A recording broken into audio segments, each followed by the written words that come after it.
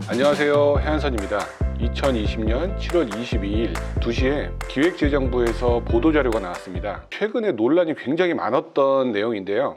분양권도 주택수에 포함. 특히 세법상에서는 기존에 분양권 같은 경우는 무주택으로 봤지만 기사에 나왔던 거는 앞으로 분양권도 유주택이다. 그리고 기존에 있던 주택과 소급 적용한다는 뉴스가 계속 나와서 정말 많은 사람들이 혼란스럽고 소급 적용이 된다 안 된다. 특히 요즘 뉴스가 그렇잖아요. 또 언론에서 법안 같은 것만 제출해도 바로바로 뉴스에 나오면서 굉장히 혼란스러운 상황에서 지금 기획재정부에서 보도자료가 나왔습니다. 보도자료 내용을 참고하면은 금일 2020년 세법 개정안에 대한 당정 협의 결과 1세대 1주택 양도세 비과세 및 다주택자 양도세 중과 관련해서 분양권을 주택수에 포함하는 개정안에 대한 내용입니다. 당초 개정은 소득세법이 시행되는 시점에 보유 중인 분양권에 대해서도 소급 적용하기로 했으나 근데 이번에 법 시행 이후 취득하는 분양권부터 적용하기로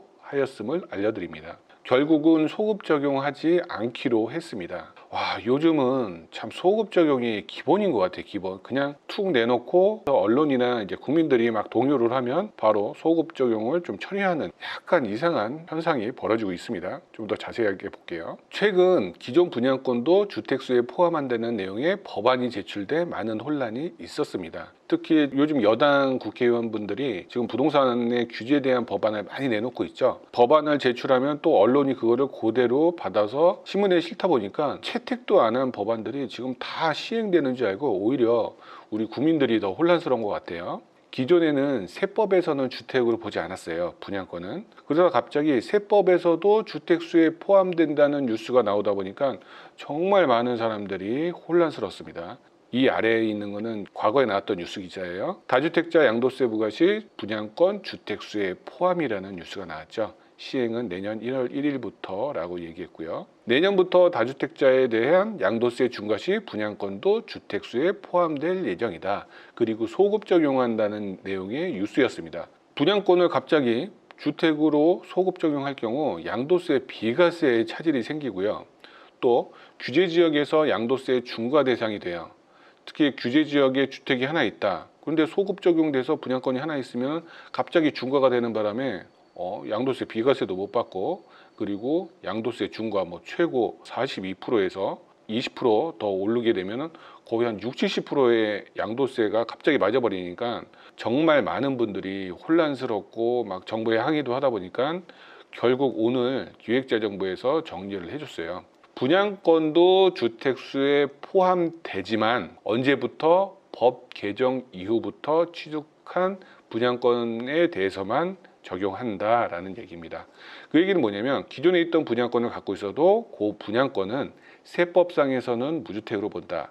하지만 법 개정 이후 취득한 분양권, 취득하는 방법이 그거죠.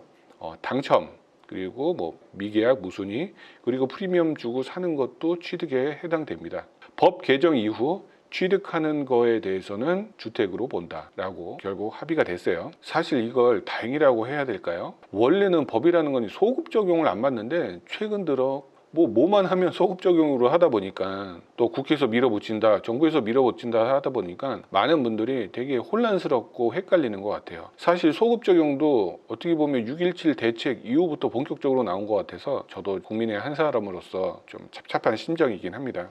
예를 한번 들어볼게요. 아직 법이 통과 안 됐으니까 현재 기준으로 봤을 때 해안선의 규제 지역에 주택이 1주택 있다. 그리고 분양권이 2개가 있다. 그러면은 규제 지역에 1주택이 있어도 기존의 2개 분양권은 주택으로 안 보기 때문에 1주택에 대한 비과세 혜택도 되고요. 또 하나 2주택이라고 해도 기존에 분양권이 2개가 있어도 그냥 2주택만 적용된다. 결국은 법 개정 이전의 분양권은 무조건 주택으로 안 본다. 요 얘기입니다. 그리고 법 개정 이후로 볼게요.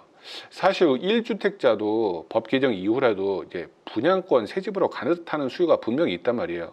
근데 그분들을 위해서 중과를 해버리게 되면 되게 불만이 많을 거거든요.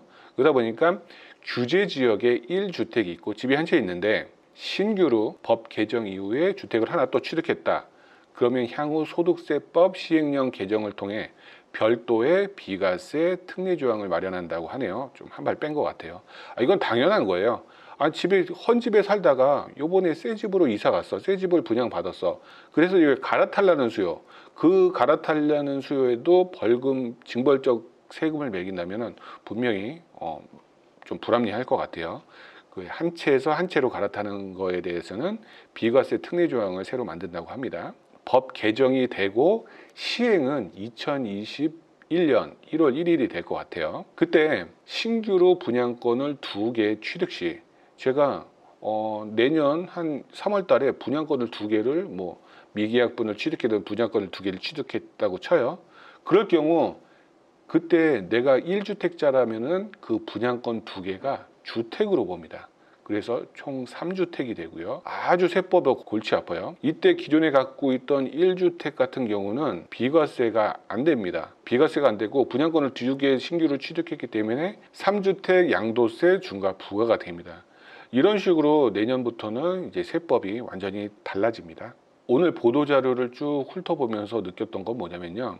제가 오늘 보도자료 보고 느낀 점은 뭐냐면요. 원래 소급 적용하기로 했는데 너희들을 생각해서 안 하기로 했다. 그런 느낌이 좀 들었어요.